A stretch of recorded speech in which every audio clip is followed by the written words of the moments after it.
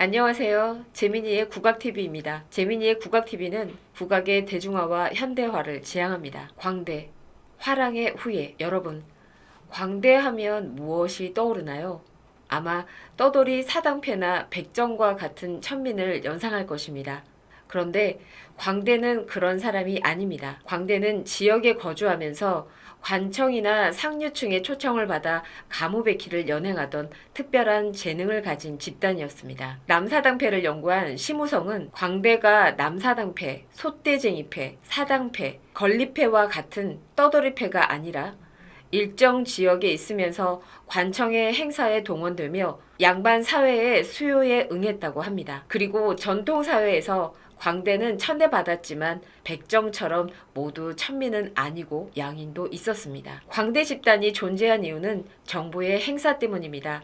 고려와 조선의 정부는 국가의 중요 행사에서 산대회를 베풀었습니다. 산대는 거대한 산 모양의 무대이며 산대이는 여기서 과무와 온갖 놀이를 연행하는 것입니다. 산대이에 수백 명의 광대들이 동원되었습니다.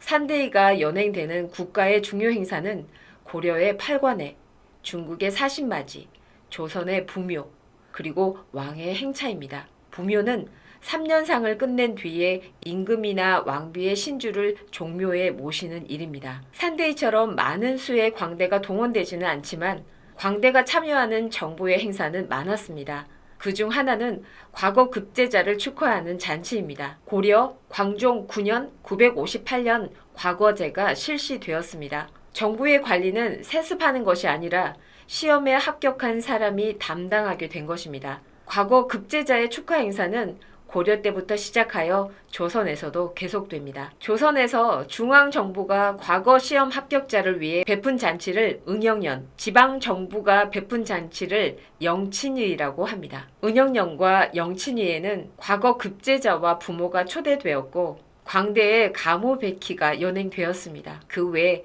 중앙정부와 지방정부의 크고 작은 잔치에도 광대들은 동원되어 노래 부르고 춤추며 여러 가지 놀이를 공연하였습니다. 그리고 고려 종종 이후에는 연말 나레이가 열려 여기서도 광대는 가무비키를 연행하였습니다. 나레이는 민가와 궁중에서 음력 섣달 금음날에 묵은해의 잡기를 쫓아내려고 베풀었던 의식이었습니다. 이렇게 고려시대 이래로 조선시대까지 광대들을 동원하는 관청의 공식적인 행사가 지속적으로 있었기에 광대 집단이 형성되어 존속한 것입니다. 광대의 원래 의미는 탈입니다. 그래서 탈을 쓴 연희자를 광대라고 불렀고 의미가 더 확대되어 전통사회에서는 탈을 쓰지 않더라도 가면 연희자와 함께 기회를 펼치는 모든 연희자를 광대라고 불렀습니다. 광대의 가무배키를 신라에서는 화랑이 담당하였습니다. 화랑은 광대의 성격을 가지고 있는 것입니다. 오늘은 고려와 조선의 광대가 신라 화랑의 후예라는 손태도 박사의 연구를 소개할까 합니다. 2019년 3월 21일 경북 울진 성류굴에서 신라시대 화랑과 승려가 쓴 글씨가 무더기로 발견되었습니다. 동굴의 종류석과 벽면에는 정원 14년 무인년 8월 25일에 승려 법념이 다녀가다라는 기록을 비롯해 화랑 임랑과 공랑의 이름, 병부사라는 관직명을 나타내는 명문까지 30여 개의 글자가 새겨져 있었습니다. 또 105명의 화랑이 다녀갔다는 사실을 나타내는 105병이라는 표시도 발견됐습니다. 성류굴은 화랑들이나 승려들이 찾아오는 유명한 명승지였으며 화랑의 동굴 수련은 더 이상 설화가 아닌 사실이었던 것입니다. 화랑은 풍류의 정신을 구현하고 있습니다. 풍류라는 말은 삼국사기 진흥왕조의 화랑제도의 설치에 관한 기사 가운데 나오는데 그것은 채치원이 쓴 랄랑비 서문을 인용합니다. 나라에 현묘한 도가 있으니 이를 풍류라 한다.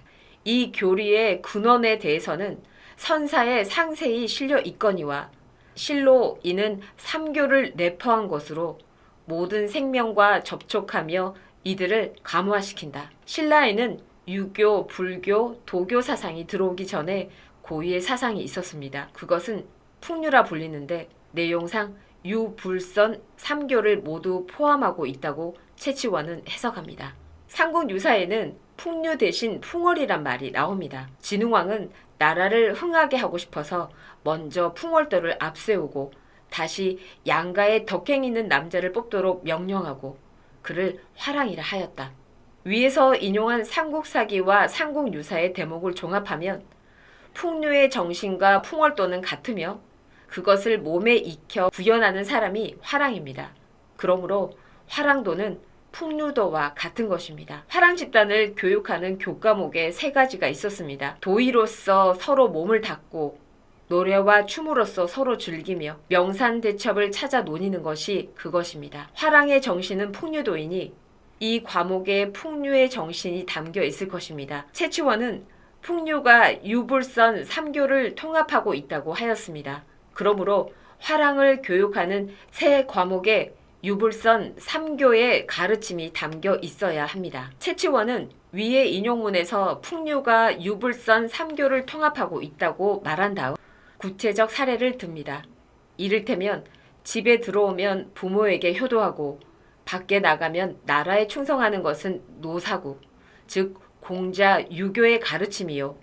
매사에 무의로 대하고 말없는 가르침을 행함은 주주사, 즉 노자, 도교의 핵심 교의이며 악한 일을 하지 말고 오로지 착한 일을 받들어 실행함은 축건태자, 즉 석가모니 불교의 교화와 같은 것이다.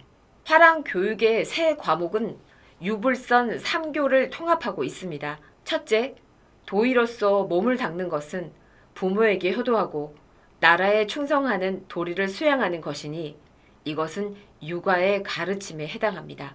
그리고 둘째, 노래와 춤으로써 서로 즐기는 것은 불교의 교리를 반영하고 있습니다. 화랑이 노래와 춤을 즐기고 산천을 찾아다니며 논의는 것은 단순한 유희나 오락이 아닙니다.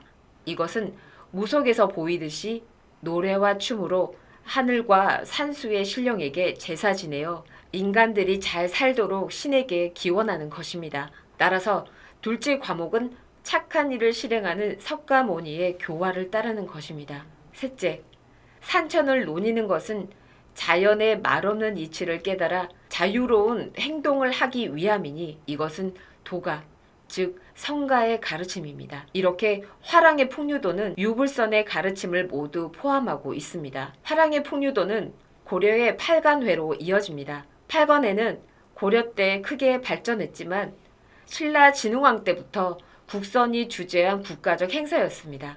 국선은 화랑의 지도자입니다. 삼국사기에는 진흥왕 33년에 전사한 사조를 위하여 외사에서 7일 동안 팔관회를 열었다는 기록밖에 보이지 않습니다. 그러나 고려사에 따르면 태조는 신라에서도 매해 중동에 크게 팔관회를 베풀었으니 고려도 따라야 한다는 건의를 받고 그것을 수용하여 사선학부의 가무백희를 연희하게 합니다. 사선은 4명의 화랑이니 사선학부의 가무백희는 신라의 화랑이 부르고 추었던 가무의 전통일 것입니다. 고려의 후대 왕들도 신라 화랑의 가무 전통을 계승하였습니다. 고려의 의종은 선풍을 숭상하라는 교지를 내립니다. 여기서 선풍은 화랑이 가무로 산천의 신령에게 제사 지내어 복을 비는 것을 말합니다. 의종은 옛날 신라는 선풍을 크게 행하여 용천이 환혈하고 만물이 안녕했다고 믿습니다. 용천이란 하늘과 명산 대천의 신령을 말하며 만물이란 온갖 나라를 말합니다. 화랑의 가무는 신을 즐겁게 하는 종교적 의식의 성격을 가지고 있습니다. 옛날 사람들은 자신이 즐거운 것을 신도 즐거워할 것이라고 믿습니다. 그래서 인간이 좋아하는 노래와 춤을 신을 위해 연행하고 인간이 좋아하는 술과 음식을 신에게 바치는 것입니다. 고려의 팔관에는 신라 화랑의 후예가 주도하였습니다. 고려의 팔관에는 하늘과 명산대천에 신을 섬겨 복을 빌던 우리 고유의 종교 풍류도의 행사였습니다. 팔관회의 가무백희를 사선, 즉 신라의 화랑 계열의 집단이 담당하였습니다. 화랑의 가무백희는 고유의 신을 기쁘게 하는 종교 의식이었던 것입니다. 그러나 고려가 유교와 불교를 숭상하면서 팔관회는 종교적 성격을 상실하였습니다. 그러면서 고유의 신들을 환멸케 하였던 화랑의 가무백희는 단순한 놀이의 가무베키가 되어버렸고, 가무베키를 하던 화랑 계열의 집단도 종교적 기능을 상실하고 단순한 광대로 전락해 버렸습니다. 결국 팔관의 행사는 중단됩니다. 중국의 문화를 즐겨 따르던 고려의 성정이 팔관회를 그만두게 하였던 것입니다. 원래 화랑의 풍류도는 신라와 고려에서 국가의 종교였습니다. 고려시대로 접어들어 불교와 유교가 풍류도를 대체하면서 고유 신앙의 힘은 약화되었고 종교적 행위로서의 가무베키도 원래의 성격을 잃어버리게 되었습니다. 팔관회의 가무베키는 점차 광대의 놀이가 되었습니다. 불교와 유교가 점차 지배계층의 신앙이나 이념으로 자리 잡아가면서 팔관회라는 민족의 고유 신앙은 무속이란 이름으로 전락하고 민간의 서민들을 중심으로 한 신앙행위로 변모하게 되었습니다. 조선시대에는 남자 무당을 화랑이라고 부릅니다. 손태도 박사는 순조 19년에 작성된 경상도 상주호적에 화랑이 공식 직업 명칭으로 등장한다는 점을 확인합니다. 상주 화동면 제3통 제1호 화랑, 상주 화동면 제3통 첫 집의 화랑, 즉 남자 무당이 거주한다는 것입니다. 이렇게 남자 무당을 화랑이라고 부르는 전통은 오늘날에도 내려옵니다. 경기도 세습무 집안의 남자들을 화랑이라고 합니다. 경기도의 경우 굿을 남자 무당인 화랑이와 여자 무당인 미지가 주재합니다. 보통의 굿거리는 화랑이가 먼저 시작하고 미지가 뒤이어서 합니다. 반면 큰 굿거리는 화랑이가 단독으로 합니다. 그래서 경기도의 굿을 화랑이 굿이라고 합니다. 1678년에 작성된 단성호적에서 양인 화랑의 신분과 직역을 지니고 있었던 진명이란 무당이 발견됩니다. 단성은 경상남도 산청 지역의 옛 지명입니다. 진명에게는 양인의 여자인 전처 소생의 호걸, 그리고 노비 신분인 후처 소생의 승악, 두 아들이 있었습니다. 호걸의 직역과 신분은 무부양인입니다. 무부는 남자 무당이며 양인은 평민 신분을 가리킵니다. 승악의 직역과 신분은 산호입니다. 승악이 산호인 이유는 어머니가 노비 신분이기 때문입니다. 호걸은 아버지를 이어 무업을 세습하였습니다. 호걸의 5 아들들은 무업을 세습하면서도 모두 산호의 신분을 지니고 있었습니다. 이는 호걸이 단성현 최고 양반 가문인 성주 이씨 소유의 사비와 혼인하였고 그 자식들 모두 모친의 신분을 따랐기 때문입니다.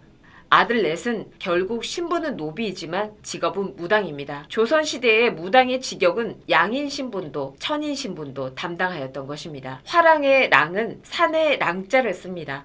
이것과 동일한 발음의 화랑이란 말도 있습니다. 여기서 랑은 여자 랑자입니다. 이 화랑은 창기나 유녀를 가리킵니다. 이들은 신라의 화랑과 아무 상관없습니다. 그런데 성종실록에서 여자 랑자 화랑을 산의 랑자 화랑으로 잘못 기록하여 화랑과 유녀가 도성에 거주하면 처벌한다는 식의 법 조항이 생겨났습니다. 이 문장에서 화랑은 창기이지 남자 무당이 아닙니다. 풍류도는 신라시대 국가의 종교였으며 화랑은 가무로서 신을 즐겁게 하는 종교적인 성격을 가지고 있었습니다. 화랑의 가무는 고려에도 이어졌습니다. 팔관회에서 신라 화랑의 후예인 사선압부가 가무베키를 연행하였습니다. 그런데 유교와 불교를 상류사회가 수용하고 지향함으로써 팔관회의 가무베키는 종교적 성격을 상실하고 화랑의 후예들은 광대로 전락하였습니다. 조선시대에도 남자 무당을 화랑이라고 부릅니다.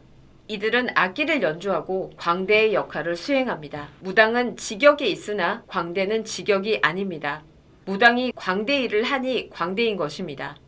그렇다고 아무나 광대 일을 할 수가 없었습니다. 광대의 연희에는 오랜 시간의 배움과 연습이 필요하기 때문입니다. 조선시대 경기 이남에서는 무당이 광대 일을 수행하였습니다. 신라의 화랑과 조선의 화랑은 가무베키를 연행하는 광대의 성격을 모두 가지고 있습니다. 이런 점에서 조선의 광대는 신라 화랑의 후예인 것입니다. 재민이의 국악TV입니다. 감사합니다.